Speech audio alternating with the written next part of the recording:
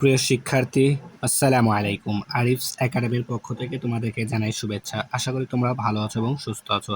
তো আজকে আমরা তোমাদের গণিত বইয়ের পৃষ্ঠা নাম্বার 97 এর যতগুলো অঙ্ক আছে এবং যতগুলো বেসিক জানা দরকার সবগুলো আজকের এই ক্লাসে আমরা আলোচনা করব। ঠিক আছে? তো আজকে মূলত আমরা লাভ ক্ষতি নির্ণয় করা শিখব। ঠিক আছে?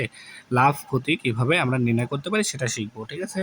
লাভ এবং ক্ষতি, আমরা যদি ব্যবসা করি তো আমাদের ওই ব্যবসায় কি লাভ এবং ক্ষতি হয়, তাই না? তো সেটাই আমরা কিভাবে বের করব সেটাই আমরা আজকের এই ক্লাসে শিখব। ঠিক আছে? তো দেখো, প্রথমেই আমাদের একটা প্রশ্ন দিয়ে শুরু করেছে। তো এই প্রশ্নটা পড়লে আমরা কিন্তু বুঝতে পারবো। ঠিক আছে? তাহলে দেখো, বলছে যে একজন ফল বিক্রেতা ১ ডজন কলা ৫০ টাকা দরে কিনে। তাহলে একজন ফল বিক্রেতা ১ ডজন কলা কিনেছে ৫০ টাকা দরে কিনে বাজারে তা ৫৮ টাকা দরে বিক্রি করলেন। তাহলে দেখো, কিনলেন তিনি ৫ টাকায়, সরি ৫ টাকা বলছেন, ৫০ টাকা। ঠিক আছে? কিনলেন তিনি কয় টাকা? ৫০ টাকা। এবং বাজারে তিনি বেচলেন ১৮ টাকা। ঠিক আছে? তাহলে তার শতকরা কত টাকা লাভ হবে? আচ্ছা, আমরা শতকরা মানে ১০০ টাকায় কত টাকা লাভ হবে সেটা বের করতে বলেছে।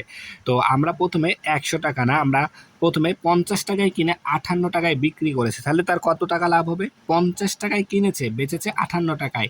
তাহলে ৮ টাকা বেশি দিয়ে বেচেছে, তাই না? কিনেছে ৫০ টাকায়, বেচেছে ৫৮ টাকায়। তাহলে ৮ টাকা বেশি দিয়ে বেচেছে। তাহলে এই ৮ টাকাটা কি তার অতিরিক্ত, অর্থাৎ এটাই কি তার লাভ। ৮ টাকা লাভ করেছে তিনি, ৫০ টাকায় ৮ টাকা লাভ করেছে। ঠিক আছে? তাহলে তিনি যদি ১০০ টাকায়, তার শতকরা কত টাকা লাভ হবে সেটা বের করতে হবে এখন। ঠিক আছে?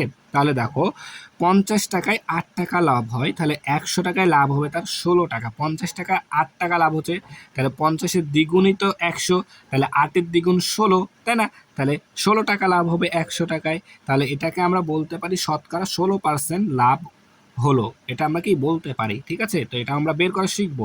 তো এখানে আমাদের ২টা সূত্র আছে। তো এই সূত্র ২টা আমাদেরকে খুব ভালো মতো মুখস্থ করে নিতে হবে। ঠিক আছে? তো দেখো, আমরা লাভ সমান সমান বলতে পারি বিক্রয় মূল্য বিয়োগ ক্রয় মূল্য। ঠিক আছে? বিক্রয় মূল্য বিয়োগ ক্রয় মূল্য। তাই লাভ হলে বিক্রয় মূল্যটা সবসময় বেশি হবে। ঠিক আছে? আর ক্রয় মূল্য থেকে বিক্রয় মূল্যটা কি বেশি হবে লাভ যখন আমাদের হবে। ঠিক আছে? তাই লাভ হচ্ছে বিক্রয় মূল্য, অর্থাৎ যে টাকায় আমরা বেচবো, ও বিয়োগ ক্রয় মূল্য, যে টাকায় আমরা কিনবো। তাহলে যে টাকায় আমরা কিনবো সেটা, যে টাকায় আমরা বেচবো সেটা থেকে যদি আমরা যে টাকায় কিনেছি সেটা বিয়োগ করে দিই, তাহলে কিন্তু আমাদের লাভটা চলে আসবে। ঠিক আছে? আচ্ছা, তারপরে ক্রয় মূল্য, আচ্ছা ক্ষতি, লাভ, ক্ষতি। এখন ক্রয় মূল্য থেকে বিক্রয় মূল্য, ক্রয় মূল্য বিয়োগ বিক্রয় মূল্য, অর্থাৎ কিনেছি জয় টাকায়, সে টাকা থেকে যদি আমরা বিক্রয় মূল্যটা বিয়োগ করে দিই, তাহলে আমাদের ক্ষতির পরিমাণ বের হয়ে আসবে। ঠিক আছে? যেমন ধরো, লাভ ক্ষতি, এটা যদি আমি আরও সহজে বুঝাই, দেখো ক্ষতিটা, আমরা তো লাভটা বুঝলাম উপরে লাভ, তাহলে ক্ষতি, ধরো তুমি একটা কলম কিনেছো ৫ টাকায়। ঠিক আছে? ৫ টাকায় কলম কিনলা, কলমটা কিনে তুমি বিক্রয় করলা ৩ টাকায়। ৩ টাকায় বিক্রয় করেছে, কিনেছো ৫ টাকায়, বেচছো ৩ টাকায়। তাহলে তোমার লস হচ্ছে না? কয় টাকা লস হচ্ছে? ২ টাকা লস হচ্ছে। ঠিক আছে? এটা হচ্ছে আমাদের, তাহলে ক্রয় মূল্য ছিল আমার ৫ টাকা, তাহলে ক্রয় মূল্য থেকে বিয়োগ করলাম কি বিক্রয় মূল্য ৩ টাকা, তাহলে আমরা ক্ষতির পরিমাণটা পেয়ে যাচ্ছি। ঠিক আছে? তো এখন আমাদের নিচে ২টা প্রশ্ন দেওয়া আছে, দেখো এই ২টা আমরা এখন সমাধান করব। ঠিক আছে? তো দেখো, ১ নম্বর বলছে যে কি, যে একটি কলম ৫০ টাকায়, ঠিক আছে, একটি কলম ৫০ টাকায় ক্রয় করে ৫৬ টাকায় বিক্রয় করা হলে কত পার্সেন্ট লাভ হবে? ঠিক আছে? কত পার্সেন্ট লাভ হবে, অর্থাৎ শতকরা কত টাকা লাভ হবে? তাহলে দেখো ৫৬, আচ্ছা ৫০ টাকায় আমরা কিনেছি, কলমটা কিনলাম ৫০ টাকায়, বেচলাম কয় টাকায়? ৫৬ টাকায়। তাহলে আমাদের অতিরিক্ত কয় টাকা হচ্ছে? ৬ টাকা, অর্থাৎ এটাই আমাদের লাভ হচ্ছে ৬ টাকা। ঠিক আছে? তাহলে ৫০ টাকায় ৬ টাকা লাভ হচ্ছে, তাই না? তাহলে আমরা এখানে লিখতে পারি, দেখো তাহলে লাভের পরিমাণটা আগে বের করে ফেলেছি, যে লাভের পরিমাণ ৫৬, তাহলে বিক্রয় মূল্য বিয়োগ ক্রয় মূল্য, আমাদের সূত্র কিন্তু একটু আগে পড়লাম, যে লাভ সমান সমান বিক্রয় মূল্য বিয়োগ ক্রয় মূল্য। তাহলে বিক্রয় মূল্য আমাদের ৫৬, বিয়োগ ক্রয় মূল্য আমাদের ৫০, তাহলে ৫৬ থেকে ৫০ বাদ দিলে ৬ টাকা। ঠিক আছে? ৬ টাকা হচ্ছে আমাদের লাভ হয়েছে। তাহলে আমরা এখন লিখতে পারি ৫০ টাকায় লাভ হয় ৬ টাকা, ৫০ টাকায় লাভ হয় ৬ টাকা, তাই না? এই যে ৫০ টাকা দিয়ে কিনে ৫৬ টাকায় বেচেছি, তাহলে ৬ টাকা লাভ হচ্ছে।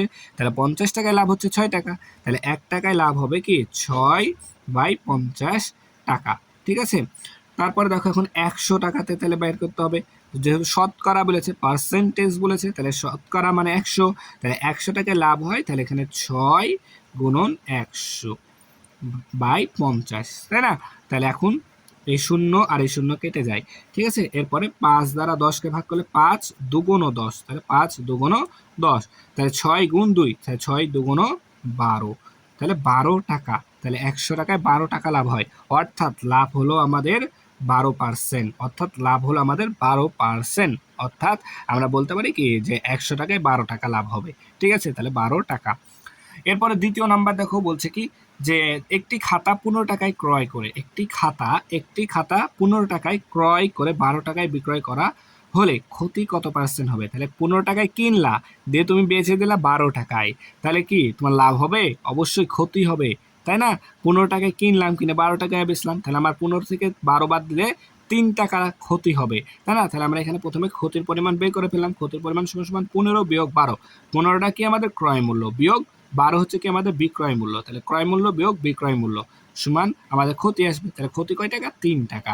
তাহলে দেখো এখন আমরা 15 টাকায় ক্ষতি হয় 3 টাকা, কারণ কি 15 টাকাতে আমরা কিনেছিলাম, তাহলে বেচলাম 12 টাকায়, তাই 3 টাকা ক্ষতি হয়। তাই আমরা এখানে লিখলাম কি 15 টাকায় ক্ষতি হয় 3 টাকা। তাহলে এখন 1 টাকায় ক্ষতি হয়, তাহলে 3/15 টাকা, 3/15 টাকা বা 15 ভাগে 3 টাকা, ঠিক আছে। তাহলে আমাদের বলেছে পার্সেন্টেজ বাই করতে হবে, শতকরা বাই করতে হবে, তাই আমরা কি করলাম 100।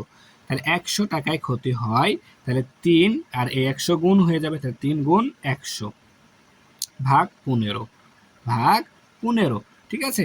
তাহলে দেখো এখন যদি এটাকে আমরা হিসাব করি, কাটাকাটি করি, 3 5 15, 3 5 15, 5 3 5 15, ঠিক আছে। 15কে যদি আমরা এই 3 দ্বারা ভাগ করি তাহলে নিচে পাবো 5। আবার এই 5 দ্বারা যদি 100কে কাটাকাটি করি, 5 20 100, 5 20 100, তাহলে 20 টাকা, তাহলে 20 টাকা, অর্থাৎ আমাদের ক্ষতি হলো কত?